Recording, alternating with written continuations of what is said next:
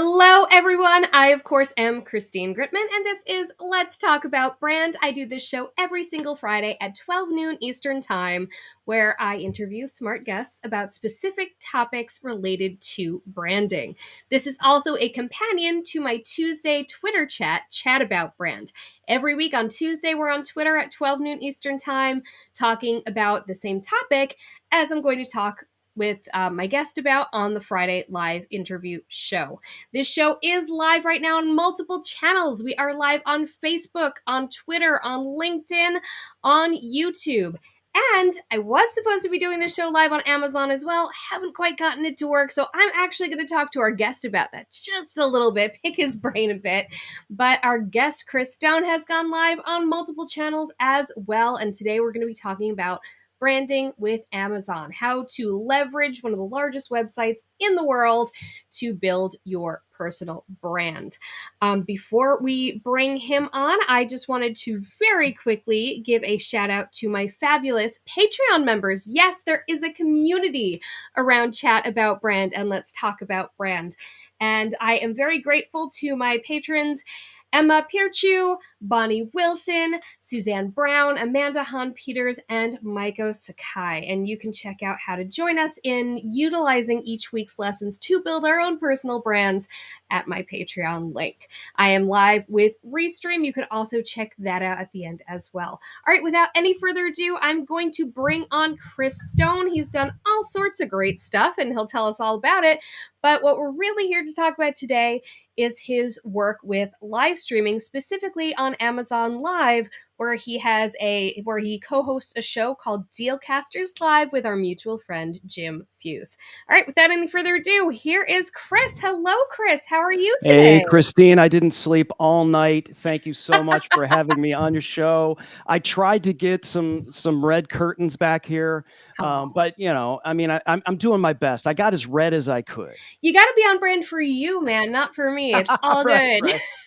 Well, that is my brand. I like to it's show of respect for what flex. is your brand is kind You of can like flex. add a I little red understand that into the completely. mix. When my friends Amy and Caitlin were on my old show, they're from Simply Social Media in New Mexico, and their color is bright green. So I made sure to wear bright green for their show.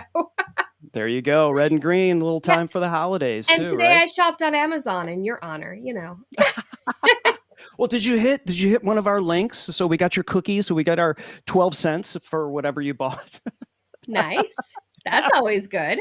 So let's dive right in. We found out on my chat on Tuesday, Chat About Brand, that so many people aren't even aware of the things that they can do on Amazon. And let's make it really clear right out of the gate. We're not talking about like, I have a book to sell, so I'm selling it on Amazon. We're not talking about a bunch of electronics fell off a truck and I'm selling them on Amazon. That's not what we're talking about here. We're talking about Amazon influencers, which you are. So can you run through just a little bit the basics about what the heck that is and why someone would want to get involved in that? Yeah, of course. I think we should cover that really quickly because inevitably, whenever I get on a show or I get on a Twitter chat or something like that, everybody is like, wait, what? And then you got to go through that whole thing and talk about the process. It's actually not that long of a process, but Jim Fuse and I, who do Dealcasters on Amazon and all the other tubes as well, we created a video and it kind of walks you through the steps of how to become an Amazon influencer. And it's on YouTube, but you can get directly to it by going to dealcasters.university. And so we'll talk about top level domains as a part of your brand too, because I think that's interesting for creators and the creator economy and sort of controlling, where you're porting your traffic.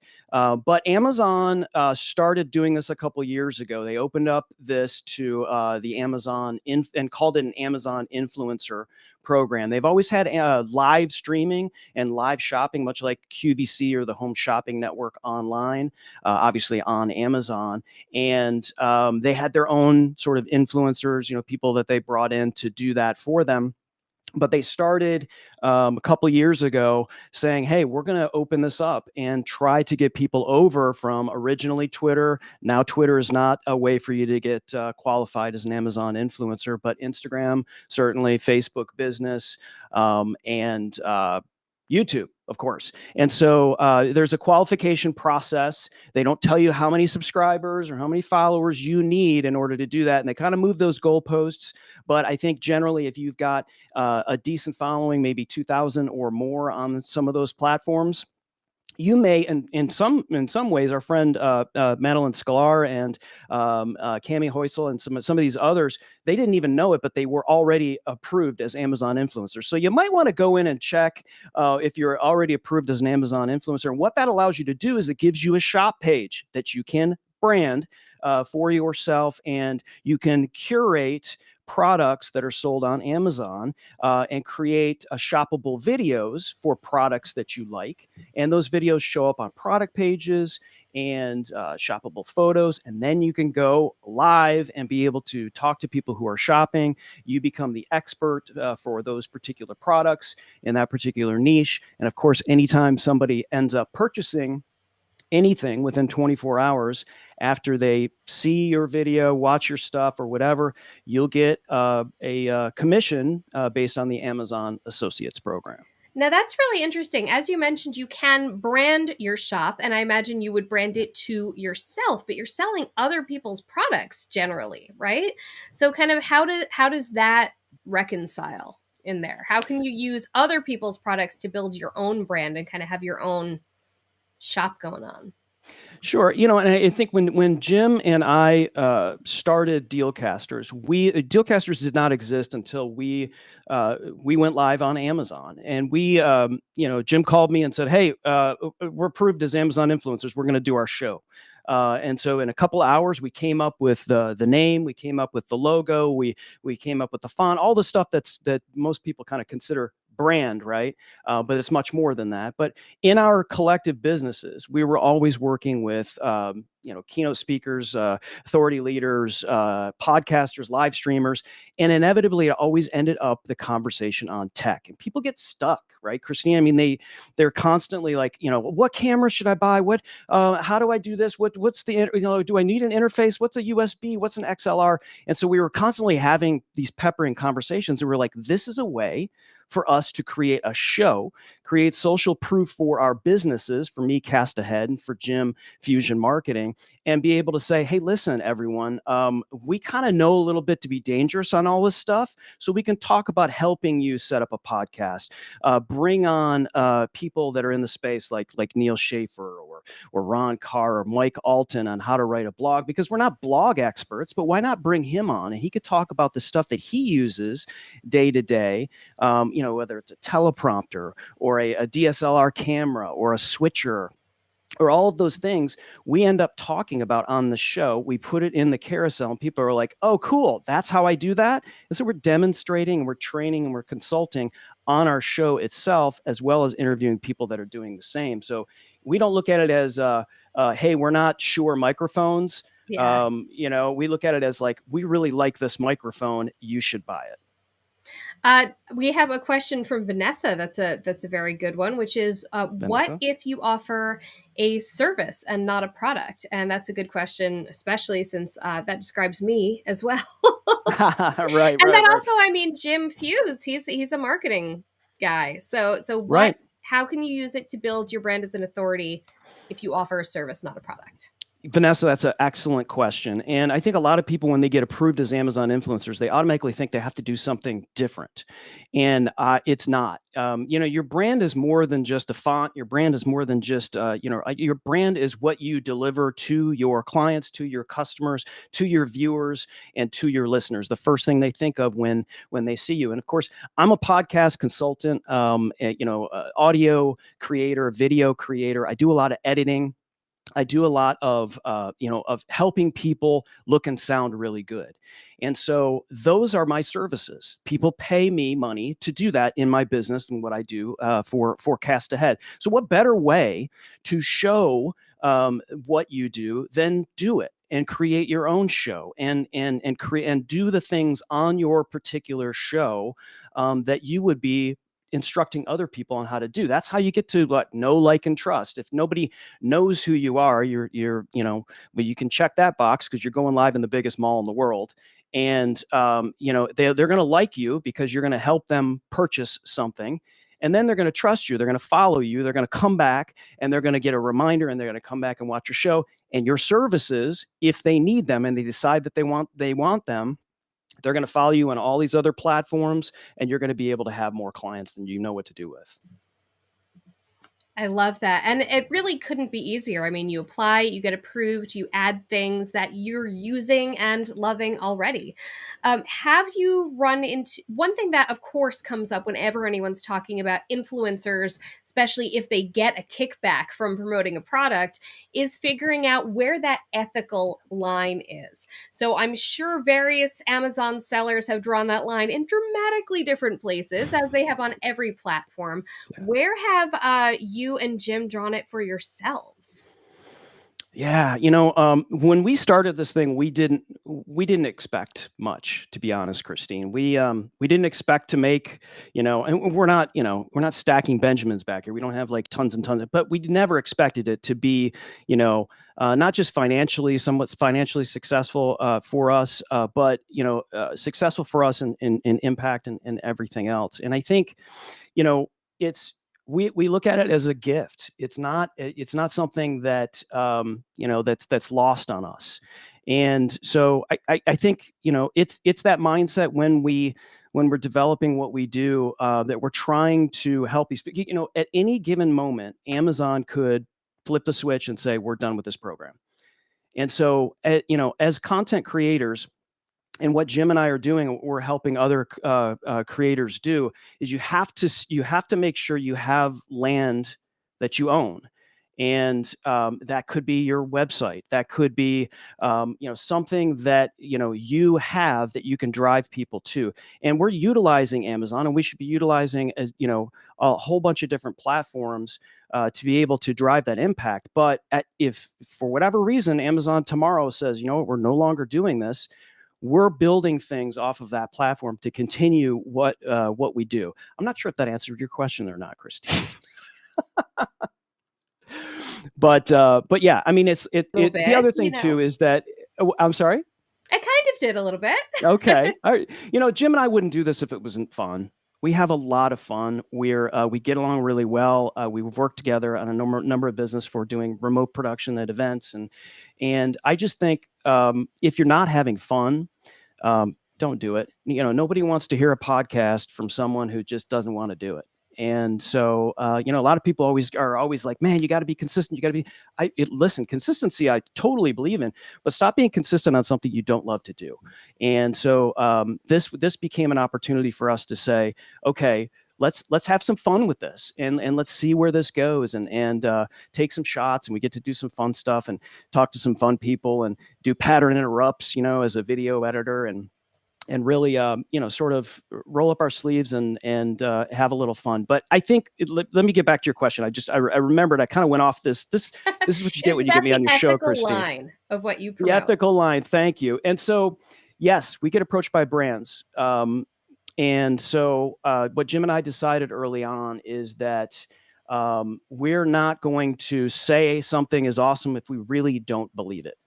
And it's hard for us to turn down. We turn down more brands than we accept, because well, first of all, if I haven't heard of these products, I'm happy to find out if I really like them or not. Yeah, check it So out. send them to me, right? And some of these brands will be like, well, we'll give you a discount on it. Well, listen, No. I mean, I'm not buying it. I mean, get it's like, that in if my you want Instagram inbox every day. Right? They say, hey, we think you'd be a great influencer for our brand.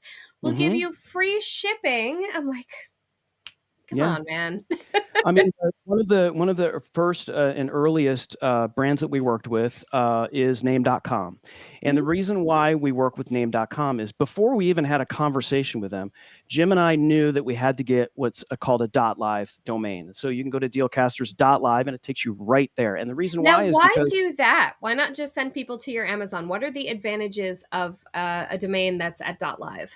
Ask any Amazon influencer what their Amazon page is, and you'll get lost at the slash. This You is true. can't show up in a social audio platform like Clubhouse or Twitter Spaces and say, oh, you can catch our latest show on Amazon.com/shop/dealcasters. All of it's like no one's listening, right?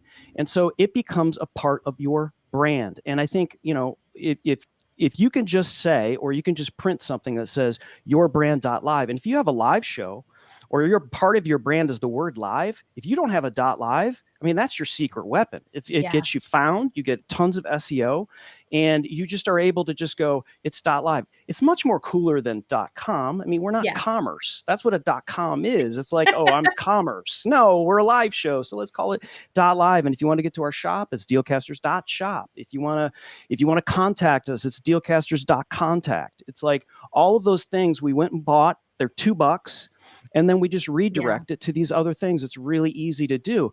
And the reason why we work with name.com is they called us and they were like, hey, we really like what you guys are doing with .live.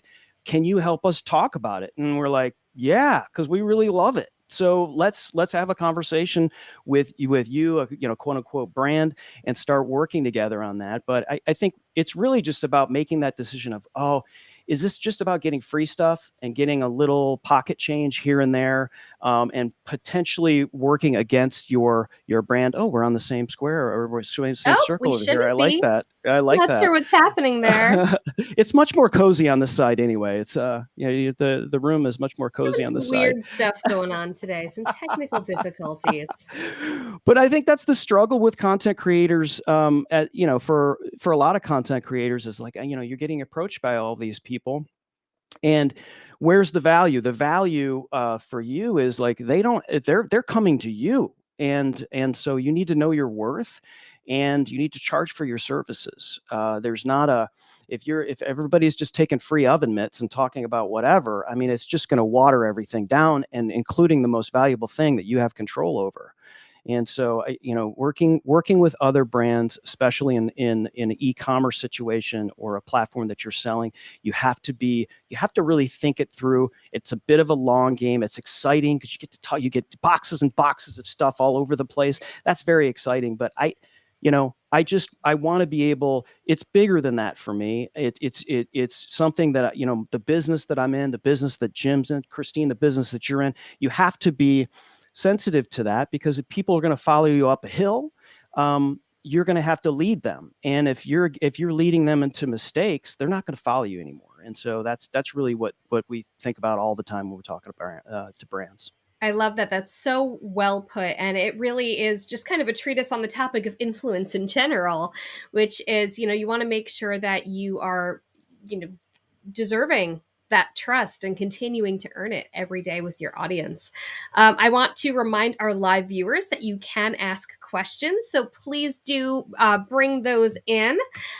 We had some questions from the Tuesday Twitter chat. The last We question did. of the chat is always questions for the guest. So, Wholesome Media, Jeremy wants to know, what is his favorite newsletter that he subscribes to and why? Oh, that's easy. You know, it's Pod News. It's Pod News with James Cridland, who's based in Australia. Podnews.net. And so for me, I need relevant and timely information related to the podcast industry, or like what I like to call the audio creation industry. Because it's audio creation, we shouldn't be tied to a device. But anyway, that's gonna take a long time to wash that out. But Pod News is great because it is it's a very well curated email newsletter that gives me exactly what I need. It's like, here's the news of the day. Here's what's happening in the podcast industry.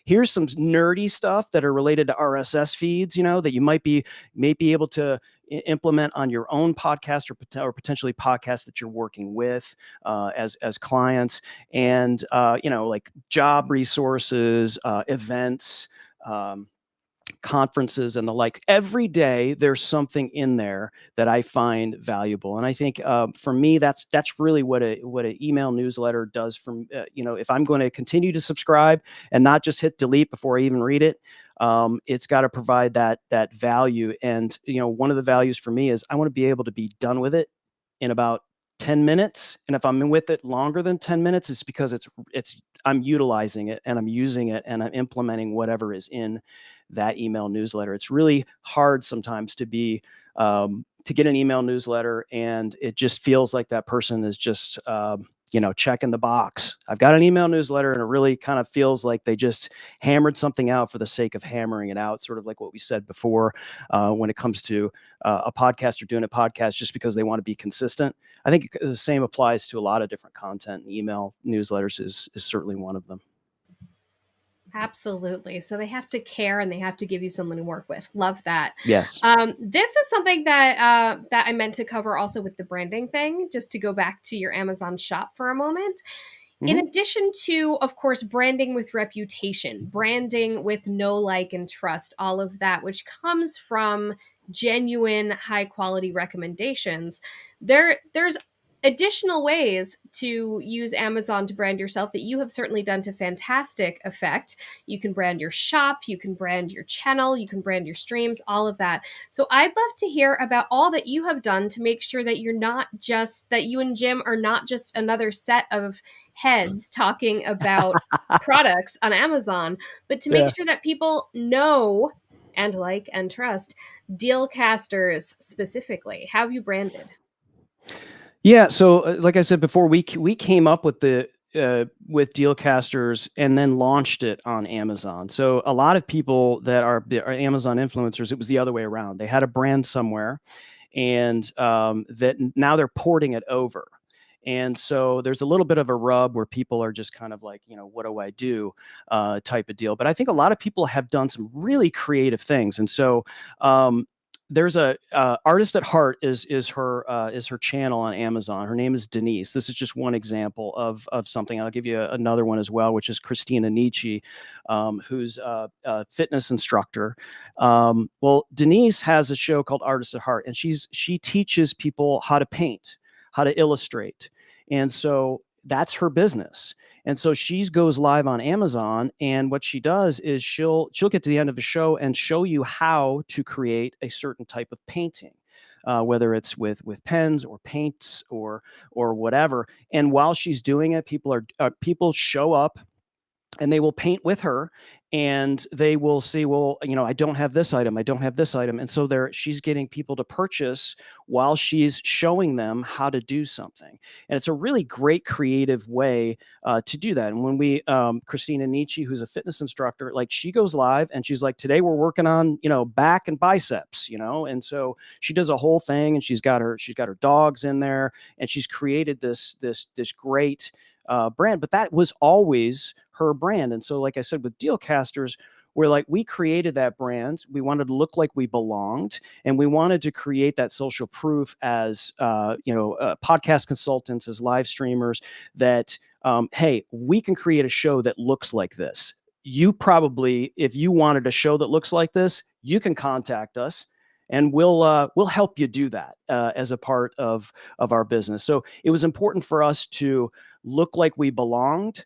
We knew that we had content that would be great and useful, but we wanted to show up and be like, wow, I want to know how these guys did this.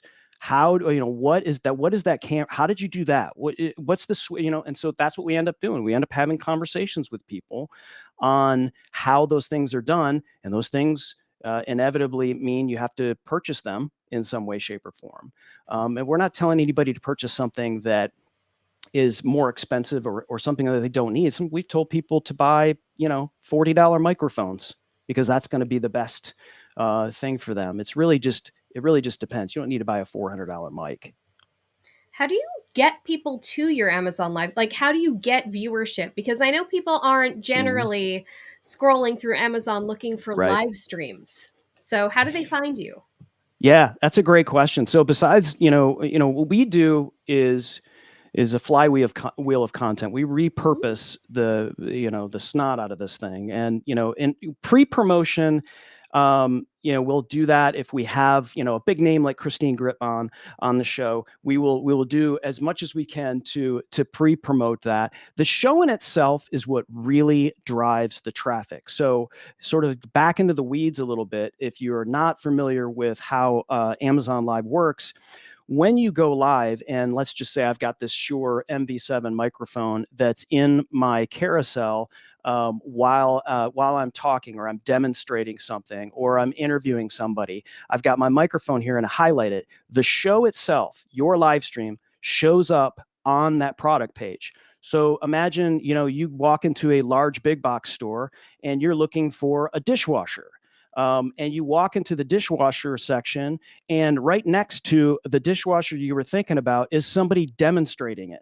And you can ask them questions. Well, why does that cycle work? And how does that? And that's what this is, except on a massive, massive scale digitally. And so that's really what drives the traffic. And so when you go live on Amazon and you're talking about a product, sometimes you're going to be seeing like, a triple digit concurrent views. You'll get to the end of your live stream and you'll see thousands, sometimes tens of thousands of views. Now, a lot of them are not like hanging out, listening to the podcast interview. Some are, but some of them came over because somehow it tripped an algorithm that pulled them over from looking at a blender, and so they'll pop on and they'll be like, why am I here? Right? They're gone. It's okay. We probably didn't want them anyway, but if they go and buy something without clicking on somebody else's show, you get the commission from it as well. So it's sometimes that's enough to, fill your gas tank, at the end of the month. So. I love how you mentioned that you guys launched this brand on Amazon Live. So this actually pulls together a couple questions, and this will be, I think, our final question. Tim Lewis happened to ask on Tuesday, what's it like working with a superstar like Jim Fuse? And we certainly love Jim here. And I'm going to actually link it to Vanessa's question about how to get started and how to get approved as an influencer and get started doing all of this. So, you guys, did you come up on Amazon Live together? Did you join it together at the same time? Did one of you bring the other one in on it? And how did you, how did you come to Amazon being the thing that you were going to put your joint effort on together? Yeah, well, Tim Lewis knows that working with Jim Fuse is truly just a dream. Every day I wake up and pinch myself and thank God for Jim Fuse. No, seriously, he is a fantastic human, for sure. And we were just looking for really an opportunity for us to do a show together and not just some whatever random show. And Jim watched a video from our friend Ross Brand on how to become an Amazon influencer, and of course, because Jim is such a rock star and he has more Twitter followers than Kim Kardashian, he watched that video. And at the time, Twitter was a way for you to get approved. It's off the table now. Like, again, Amazon moves goalposts on you, and you just got to get used to that. This is a new program. You can complain all you want, but if you want to be in, you're going to have to follow some rules, I guess. And so they took Twitter off the table, but Jim was approved as an influencer for Twitter. And so he calls me up and he says, I watched Ross Brand's video and now we're influencers. And that was the conversation. 2 hours later, we had a logo. We started building out the show. We started calling people to be guests. And that's really, how it took off. Jim and I work really well together.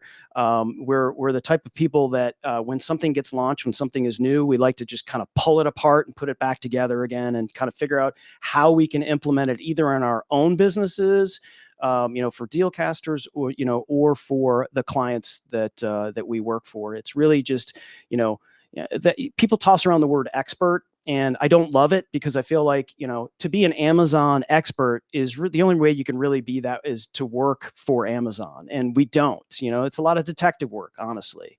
It's a lot of trying to figure out how these platforms work. And, I heard this, like this person's a LinkedIn expert. Well, this person spends a lot of time studying LinkedIn. Let's make it clear, right? I mean, if you work for LinkedIn, you're an expert, but if you don't, there's some tea leaf reading going on. And so you just got to do your best with what you're given as a content creator, and try to take as much information from people like yourself, Christine, to just kind of like drive your brand, and try to become your own expert, really. Love that. So, Chris, besides dealcasters.live, where can and should people find you? Oh, well, they can find me at chrisstone.contact.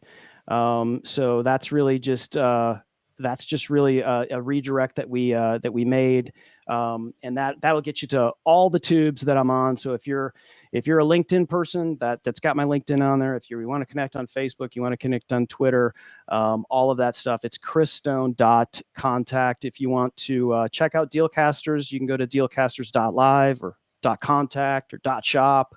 And you'll get to those three different things as well. We try to make that as easy as possible using those top level domains to have people find us. Awesome. Thank you so much. If Yeah. you can actually hang out in the green room for a second, I need your Yeah, of help course. getting myself on Amazon.